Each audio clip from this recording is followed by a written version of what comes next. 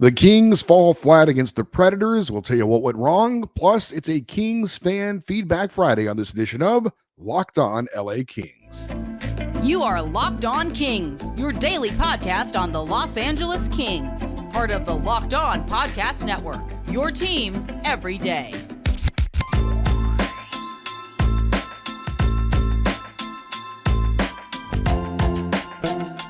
Hey, Kings fans, welcome to Locked On LA Kings, part of the Locked On Podcast Network, your team every day. Thanks for making Locked On LA Kings your first listen every day. We are free and available wherever you get your podcasts. We'd love for you to leave us a positive comment on Apple Podcasts if you're a fan of the show. And we're on YouTube. Please like and subscribe if you're enjoying this content. I'm Eddie Garcia, your host of Locked On LA Kings. I've worked in sports media for the past 30 years, 20 plus years at the Fox Sports Radio Network. I'm also co-host of the Puck Podcast, a weekly NHL review show that's been putting out content for the past 17 years and a passionate LA Kings fan for over 30 years. In a big game in the Western Conference playoff race, the Kings lost at home to the Nashville Predators 4-1. If you missed the game, and you may have since it was an exclusive ESPN Plus game, we've got a very quick recap for you. Kings would fall behind 1-0, but were able to tie it up on a Kevin Fiala power play goal, a two-man advantage for the Kings. Fiala snapping off a wrist shot into the top corner of the net. His 15th goal of the season. Anze Kopitar and Adrian Kempe would get the assist. Nashville would reclaim the lead with the lone goal of the second period. And then in the third, the Predators would put in a pair of empty net goals to finish off the scoring at 4-1. Obviously, the game was a lot closer than that final score would indicate.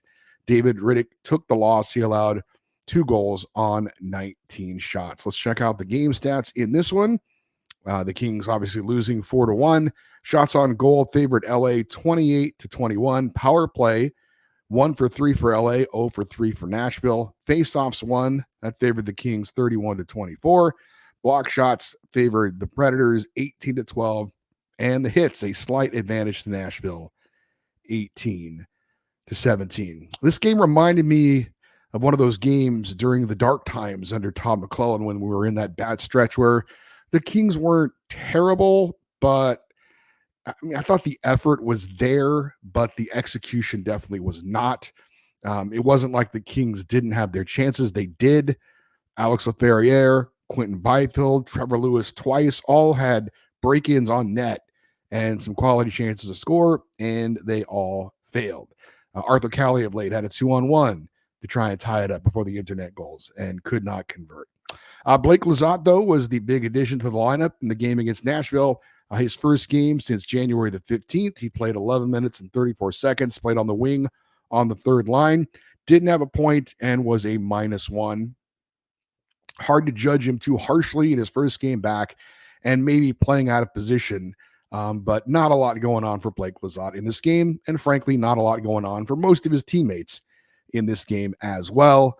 Again, they did have some chances, and I don't think they necessarily played a terrible game, but they also didn't. There was not a lot of positive things that happened in this game. Head coach Jim Hiller was asked about his thoughts afterwards, and he said, give them credit.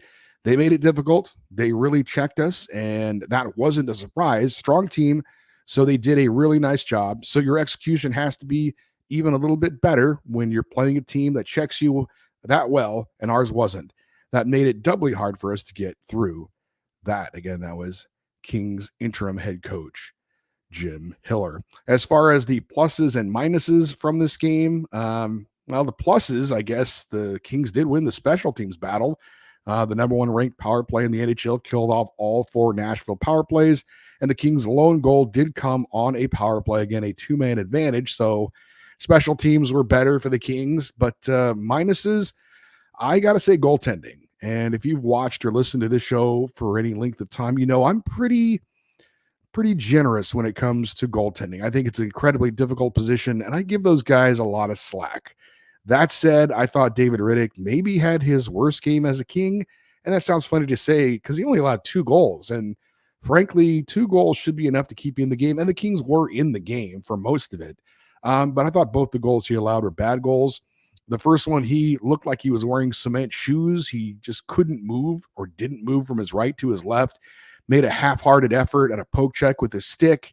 And it still almost caught a break when the Predators player shot it kind of back into him. He reached out with his glove, was able to get a piece of it, but it went off his glove and into the net. The second goal was a lot worse. A shot from a terrible angle along the goal line in the corner went into Riddich's feet. Instead of dropping down to cover the puck, he stayed on his feet, but he had no clue where the puck was, and he was just kind of standing there helpless as one of the Predators batted the puck in that was sitting in the crease. Obviously, again, not one of his better games. If I'm Jim Hiller, I'm going to start Cam Talbot against Anaheim on Saturday, and if he fares well, I'm going to start him against Edmonton on Monday. There are back-to-back games coming up for the Kings. Edmonton Monday, then Calgary on Tuesday. So you're going to have your goaltenders split those two games. But I did not like the game that David Rittich had. Again, if I'm Jim Hiller coming off the back-to-back wins for Cam Talbot, he starts in Anaheim, and if he plays well, I'm giving him the start against the Oilers. Also a -1 goal. I mean, again, David Rittich only gave up 2, and they weren't a good 2, but you got to score more than 1 goal. You're not going to win many games in today's NHL by only getting 1 goal. And it wasn't like Nashville goaltender Juuse Saros was out of this world. He was solid. He made the saves he needed to make, but he wasn't. It wasn't like he was robbing Kings players right and left. And again, Kings players had their chances. They didn't finish. Checking in on the Pacific Division standings and the Western Conference playoff race after that loss. We're going to start with Vegas in second place in the Pacific, 70 points. They did not pick up a win on Thursday night. They lost to the Toronto Maple Leafs 5-2. The Edmonton Oilers did not play, so they're still at 68 points, and the LA Kings did not win, so they're still at 66 points. So no change as far as the second, third, and fourth spots in the Pacific Division. The Kings do not gain any ground, and the teams in front of them do not distance themselves from the Kings. So LA is still 2 points back of Edmonton for that third spot in the Pacific. But both the wildcard teams chasing the Kings did gain ground. Obviously, Nashville with the head-to-head victory, and the St. Louis Blues shut out the New York Islanders 4-0. So both St. Louis and Nashville have 62 points. They are both 4 points back of LA in the wild card chase. Looks like it's 3 teams battling for 2 spots. The Kings do have a little bit of an advantage with games in hand. But again, both St. Louis and Nashville gaining ground. For the Kings, nothing has changed as far as their playoff positioning. At this point, they're still the number 1 wildcard team in the West, and they would still face the Dallas Stars in the first round. So a chance for the Kings, if they would have won, to have gained ground on Edmonton, pull even points with them, but that didn't happen. So things get a little bit tighter in the Western Conference playoff race. So that was a recap of the disappointing loss against the Nashville Predators. Time for the Kings to bounce back at home against the Ducks on Saturday. We've got your emails on a Kings Fan Feedback Friday. We'll get to that next year on Locked On LA Kings, your team every day. We're driven by the search for better, but when it comes to hiring, the best way to search for a candidate isn't to search at all. Don't search, match with Indeed. Indeed is your matching and hiring platform with over 350 million global monthly visitors, according to Indeed data, and a matching engine that helps you find quality candidates fast. Ditch the busy work. Use Indeed for scheduling, screening, and messaging so you can connect with your candidates faster. And Indeed doesn't just help you hire faster. 93% of employees agree Indeed delivers the highest quality matches compared to other job sites, according to recent Indeed surveys. Indeed's matching engine is constantly learning from your preferences, so the more you use Indeed, the better it gets. Join more than 3.5 million businesses worldwide that use Indeed to hire great talent fast. And listeners of this show will get a $75 sponsored job credit to get your job more visibility at Indeed.com/lockedon. Just go to Indeed.com/lockedon right now and support our show by saying you heard about Indeed on this podcast. Indeed.com/lockedon. Terms and conditions apply. Need to hire? Then you need Indeed. And you know, on this show, you get a lot of in-depth analysis and sometimes a few hot takes. Well, let me give you my hottest take of the day. The best lineup in LA right now is the lineup of auto loans at Logix. They start off at the top with my favorites, the proven and dependable new and used vehicle loans. You can count on these guys to give you low rates and save you big-time bucks. Up next, they've got the exciting new rookie sensation in their electric vehicle loans With super low rates and flexible payment terms, rounding out the lineup, they've got their auto refinancing loans and lease buyout loans. With these guys, you could lower your monthly payments and get on the road to owning your car faster. Look, I know that's a hot take, but seriously, no one can beat the lineup at Logix. Visit your local Logix branch right here in LA and the surrounding areas and let one of their amazing team members help you. Or just apply online in minutes at logixbanking.com/car. That's Logix, Logix, banking.com/car.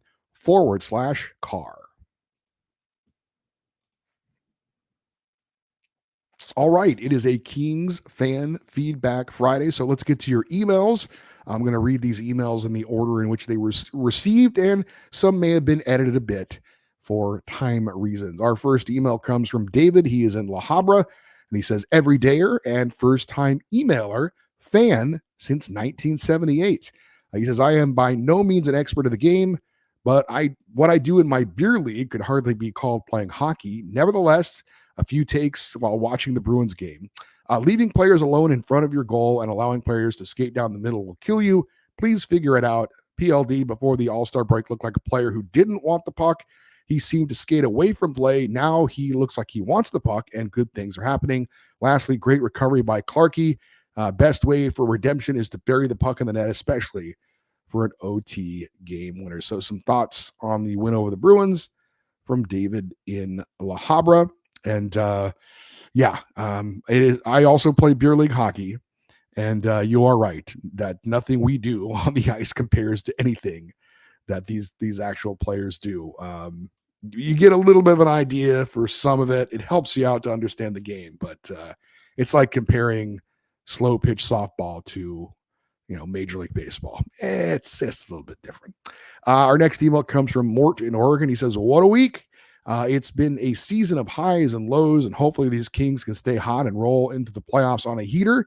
They probably weren't as good as their start, and we all knew they weren't as bad as the weeks leading up to the All-Star break. Love the new line combinations and defensive pairings. They have created a spark. QB and PLD look great together, and hopefully they can keep building on that chemistry and hush up the haters. Hopefully Arvidsson will be okay, and the Kings can stay healthy. The Kings have one of the friendliest strengths of schedule heading down the stretch. Getting hot at the right time is one of the keys to playoff success in any sport. LFG, which I believe means let's freaking go. Thanks for all that you do. As always, go Kings go." And that was from Mort in Oregon. Well, you're definitely right about that, Mort. There are a lot of factors to winning the Stanley Cup. That said, and if there was a way to do this, and every team would try to do it, but you're right. It's about playing the right way at the right time and being healthy at the right time as well. So hopefully Victor Arvidsson will be ready to go for the playoffs. Hopefully the Kings will be playing some of their better hockey of the season going into the playoffs. Timing going into the playoffs is obviously a big factor on postseason success. This is from Mike in Reno. He says, every year it seems teams get excited about the possibility of wheeling and dealing depending on their playoff potential. With the Kings' limited cap space, I really don't want and don't trust Rob Blake with the keys to the safe. I hope ownership feels the same way. I keep hearing about a possible trade so they can go after an upgrade in net. Personally, I didn't like it last year when they threw Copley to the curb in favor of Korpisalo, especially after Copley saved their season and Korpisalo literally was not at all an upgrade in the playoffs. If we can get both Talbot and Riddick playing well before the deadline, I think we should stay pat and not do something stupid. I've heard crazy trades that include first-round draft picks, Kaliev, Turcotte, Spence, Lizotte, Portillo, Grunstrom, and even Kempe. I don't think the Kings should go for broke and trade major pieces. If we make the playoffs, I'd like to see Hiller work with what he has currently on the Kings and in Ontario. I like the team's chemistry and personality right now, and I think most of the moves I've heard being discussed with the limited cap space would hurt us more than help us. Hiller is far more creative than T-Mac ever was, and let's let him sort things out with the current personnel. And again, that was from Mike in Reno. It does bring up a very interesting topic, and you said you didn't trust Rob Blake with the keys to the safe. Yeah, look, if you don't have faith in Rob Blake, then he should have left out the door when Todd McClellan did. So the fact that he's still here tells me that for the moment, the organization still has confidence in Rob Blake, and they are still going to allow him, obviously, to dictate the future and specifically the near future of the LA Kings and what their roster is going to look like next season and down the road. Now, again, if things don't go well, if the Kings don't, make the playoffs, he's definitely gone. I think if they get in the playoffs and look terrible, I could definitely see a GM change. If the Kings get in the playoffs, and I think Victor Arvidsson's status certainly has something to do with it as well. If they play a great first round and maybe they lose in 7, then maybe they continue the course. But I think, like I said, he's not a lame duck GM, but he's got 1 year left on his contract because he got tied to Todd McClellan when he got the extension. So there's 1 year left on the contract, but that, if it doesn't go well, I definitely see Rob Blake being gone. But like I said, if they don't have confidence in him, then they had to make that move already, and they didn't. So that tells me the organization still has faith in him to be able to do the right things. And this from Mike in Carson City says, I couldn't find my email I sent you from last year when everyone was bashing Byfield and saying we should trade him, or why didn't we draft Stützle instead? And I said, quote, mark my words, Byfield will be a star sooner than later, end quote. That incredible goal he scored looked like something only Connor McDavid or Nathan McKinnon could pull off. I replayed it at least a dozen times. He's been by far the most consistent King this year. And let's finally put the bust crap to rest. He is now the best player from the 2020 draft, period. Stützle has more points with 53, but is a -4. The number 1 pick, Lafreniere, has only 33 points. He's a -8. Byfield has fewer points than Stützle at 53 to 42, but has 4 more goals and is a +18. He's also 5 inches taller, 20 to 30 pounds heavier, a faster skater than both as well, and also being 8 to 10 months younger. Plus his hustle, forechecking, puck stealing, winning puck battles. He's off the charts on the stats compared to those guys. Like Blake said when he drafted him, Byfield is a unicorn when it comes to his size, speed, and skill package. The future after Kopitar looks very bright, especially if we can keep Dubois engaged like he's been under the new coach. You talked about trading Roy for a goalie a few episodes ago. If we're going to trade Roy, it needs to be for a top left defenseman, not a goalie. Maybe for Chychrun, Chabot, or Sanderson from Ottawa. Go Kings go. And again, that was Mike in Carson City. Yeah, obviously the Byfield goal was amazing. I also rewatched it over and over again and never got tired of it. It is interesting for people who aren't paying attention to what's going on in Ottawa that Jacob Chychrun apparently is available. And that's a guy that everybody in Kings Nation was saying, we got to get this guy. He's going to be the savior. Well, he went to Ottawa and they're already looking to move on from him. So that might tell you something as well. And we got this from Justin in Costa Mesa. He says, I think the Quentin Byfield goal was the greatest goal I have ever seen. I know it wasn't a game-winning goal. I know it wasn't in a playoff game, but I can't remember the last time a Kings goal literally brought me off my couch. I jumped up and I screamed, and my dog was barking at me trying to figure out what I was yelling about. So where does that goal rank for you?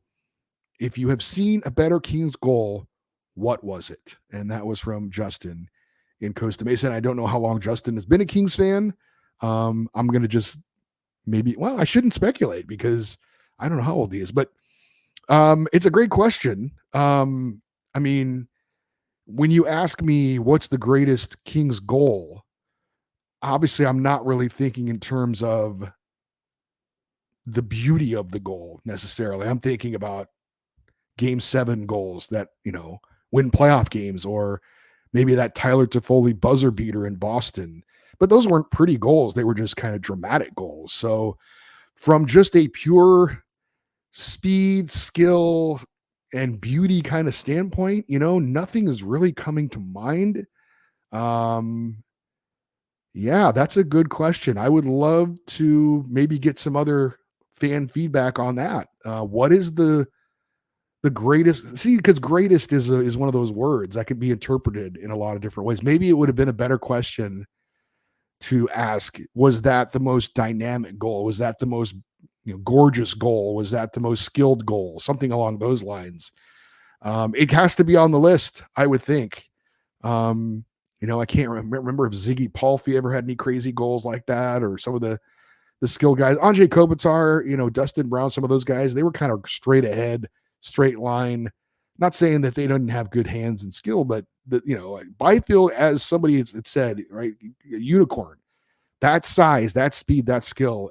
The Kings have never had a player like that, I don't think. I mean, they've had some big guys like Jason Allison or a Michael Handzus, who were all over 6 feet or whatever, but they were not fast, and they didn't have the speed and the skill like Quentin Byfield is. So that's a good question. I wonder if anybody can think of a more dynamic or beautiful type goal than the one that Quentin Byfield scored. Nothing is popping off in my mind at the moment.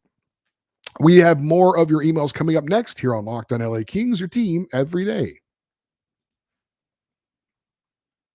Do you love making money, but also love spending money? Don't we all? Now you can make money while you spend it every time you shop with Ibotta. Ibotta is a free app that gives you the most cash back every time you shop on hundreds of items, from groceries to beauty supplies to toys. You can make sure you're beating inflation no matter what you're purchasing. The average Ibotta user earns $256 a year. Other apps give you points that don't amount to much. With Ibotta, just add your offers in the app, upload your receipts, and you get real cash that you can cash out in your bank account, PayPal, or gift cards. Join over 50 million users that earn cash back every time you shop from over 2,700 brands and retailers, including Lowe's, Macy's, Sephora, Best Buy, and more. Right now, Ibotta is offering our listeners $5 for just trying Ibotta and using the code LOCKEDONNHL when you register. Just go to the App Store or Google Play Store and download the free Ibotta app to start earning cash back and use the code LOCKEDONNHL. That's Ibotta, IBOTTA, in the Google Play or App Store, and use the code LOCKEDONNHL. The LA Kings face the Anaheim Ducks Saturday night. I will be there as a fan. Looking forward to that.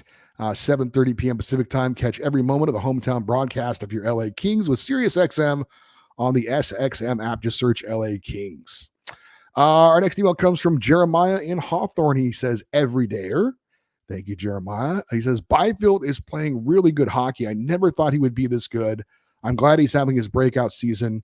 Are they going to wait to sign players? And if so, who would they sign first? They need a goalie. Do you think Rob Blake has to make another hard decision to trade someone?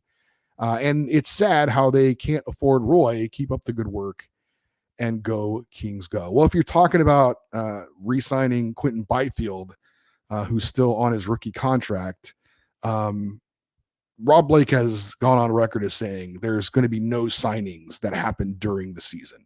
It's kind of been his style as his tenure as GM. So all the contract negotiations, all those types of things will not take place during the season. So don't expect any players getting extensions or anything like that while the season is going on. They don't. The Kings' policy is they wait to do that, generally speaking, after the season. But yes, there will obviously, we're excited about Quentin Byfield. We're excited about the skill he's showing. We're excited about the potential he has in the future. And he, the more he does those kinds of things, the more dollar signs he's going to see. So, he could be a very special player, and the Kings at some point are obviously going to have to pay him as such if that does happen. Jim in Lakewood says, great show with Foxy and the RV show also.